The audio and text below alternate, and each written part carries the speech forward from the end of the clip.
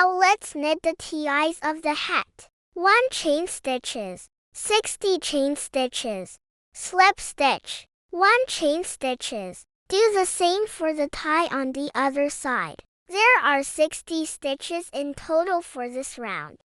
Next, we will crochet the tie part. Take out the white yarn. Crochet a turning chain.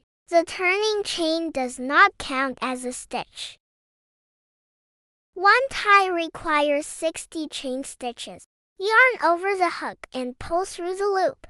The first chain stitch is completed. Yarn over the hook again and pull through the loop. The second chain stitch is completed. Crochet a total of 60. Please finish this part on your own.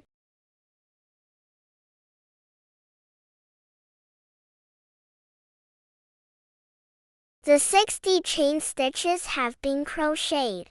Connect it to the main body. We will work on the hollowed out part. Find its center point. Insert the crochet hook. Yarn over the hook from bottom to top in 1 stitch. Pull through all loops at once. It's tied securely. Crochet another chain stitch.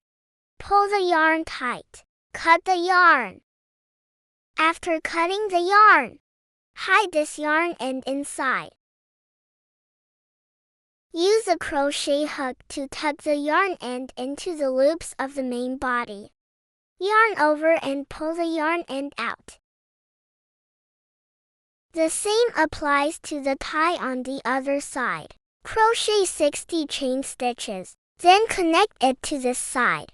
After that, our Christmas pet hat is completed. You can adjust the number of stitches per round, according to your fur baby's head circumference. Thank you for watching.